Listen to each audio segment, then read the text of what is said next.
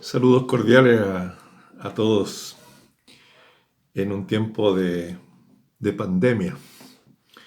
Quizás nuestra generación va a poder ser considerada históricamente como la generación de la pandemia, así como Israel cuando estuvo en Babilonia cautivo 70 años. Se habla del Israel del cautiverio. En esta época se va a hablar entonces de la época de la iglesia en la pandemia, en un cautiverio hogareño, un cautiverio dentro de las casas. Eh, Se ha especulado mucho sobre qué cosas podemos rescatar de valiosas dentro de esta situación que complica la vida social de los chilenos y del mundo entero. ¿Qué conclusiones se pueden sacar de esta realidad? Y claro, en eso va a caber mucha especulación, muchas ideas se van a dar a conocer, y, pero desde algunas cosas valorables que dentro de todo esto que no tiene nada de valorable en el sentido de que es tan triste ver las estadísticas de muerte y de tantas personas que cotidianamente se infectan y vivir en el contacto de riesgo de que uno también se pueda infectar. ¿Qué podíamos concluir con eso, sino que estamos en medio de una gran tragedia?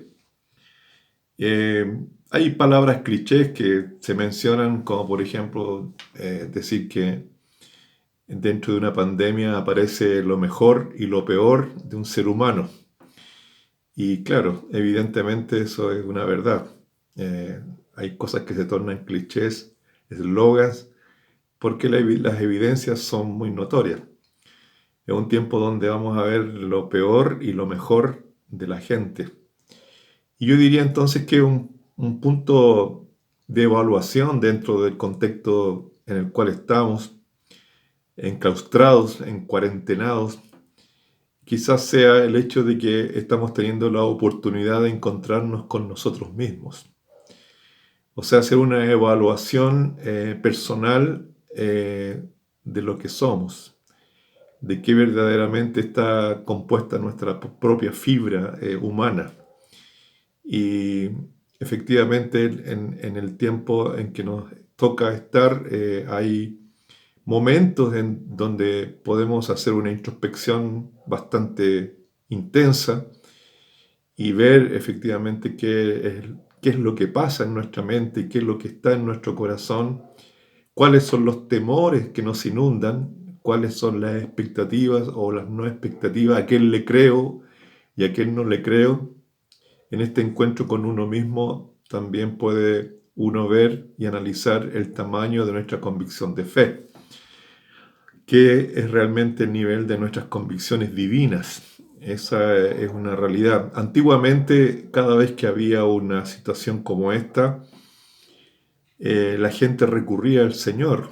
Eh, en décadas pasadas, todas las veces que el mundo o los países se veían involucrados en situaciones tan terribles como estas, sea guerras, pestes, las personas se volvían a Dios y lo buscaban con intensidad. Pero ese fenómeno no es un fenómeno que está vigente en la actualidad. O sea, por el contrario, eh, se ha asumido una forma de incredulidad delante de la incertidumbre que entonces en este encuentro que hablábamos del principio con nosotros mismos, nos damos cuenta que muchas veces el nivel de las convicciones espirituales son muy débiles. Hay un nivel de decepción muy intensa en el corazón humano y eso nos lleva a un segundo encuentro. Nosotros, aparte de encontrarnos con nosotros mismos, con nuestras desesperaciones, con nuestras realidades que pueden ser dignas de elogio o dignas de vergüenza, dependiendo del análisis objetivo que hagamos de ella, también tenemos la posibilidad de tener un encuentro íntimo, mayor con el Señor. La raza humana ya lo ha visto todo, escuchando las palabras de John Cameron, un cineasta muy famoso, después de haber terminado de filmar la película Avatar, que es un deslumbre de colores, de imágenes, una forma de ver el universo, el planeta, de una cosa tan tremenda como la hemos visto en nuestra generación. Él comenta y dice, bueno, nosotros los cineastas ya no sabemos más que darle de ver a la gente porque la gente ya lo ha visto todo.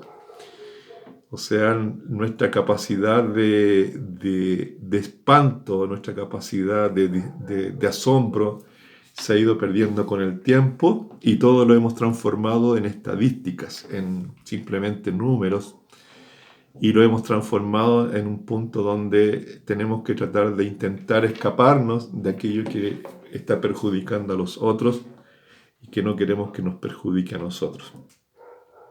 Tenemos que volvernos al Señor. Aquellos profetas actuales que se fundamentan en la percepción profética del Antiguo Testamento, viéndose a sí mismos como los Elías y como los Isaías y los Jeremías, los tres grandes profetas de Israel, desde antes del cautiverio, diagnostican justamente que esto obedece a un juicio de Dios. Pero hay una cosa que es inherente a todo juicio de Dios. Cuando Dios produce un juicio, lo hace como el campesino que con sabiduría ve el cajón de manzanas y justamente ve que hay algunas de ellas que se están pudriendo y entonces las retira y las bota. Ni siquiera se las da a comer a los animales para que estos no se enfermen. Los juicios divinos desde la visión del Antiguo Testamento eran juicios restaurativos, juicios que venían del hecho de Dios tomar decisiones drásticas para entonces conseguir que la raza humana pudiera seguir permaneciendo dentro del contexto del mundo. Pero esta situación de juicio del Antiguo Testamento no la veo en paralelo en la actualidad, porque no creo que esto sea un juicio de Dios. Esto que nosotros estamos viviendo es una torpeza humana, es el vislumbre más intenso de lo que es realmente la visión humana perdida, sin la conciencia clara del bienestar humano. Una sociedad que sustenta sus parámetros de conducta en su propia sabiduría y que se aleja exactamente y en el punto más exigido de la existencia de la sabiduría divina.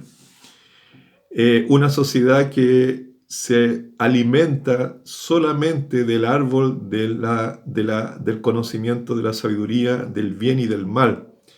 Un árbol que tiene dos ramas solamente, el bien y el mal. Y dentro de esa conjunción de las dos ramas es que actúa la ciencia.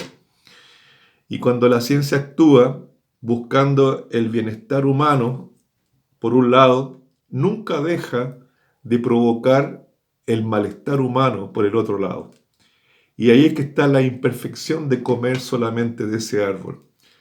Que aunque las intenciones de la ciencia sean justamente buscar la forma de inhibir las enfermedades, que es muy elogioso eso, es una tarea muy formidable que tantos científicos hagan, de tratar de comer de los frutos de ese árbol de la ciencia y del conocimiento del bien, y trayendo tanto provecho a la raza humana.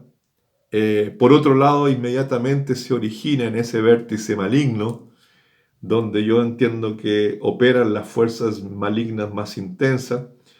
Todo ese bien que quiere provocarse, entonces cae como una palmada encima de la vida y del ser humano, trayéndole maldad. Sin duda yo creo que los chinos, cuando estaban tratando de probar entonces una nueva vacuna para los virus que ya han existido, evidentemente, y no caigo en la especulación en esto, tiene que habérseles escapado las ambiciones que hay de por medio del control necesario de todas las realidades humanas.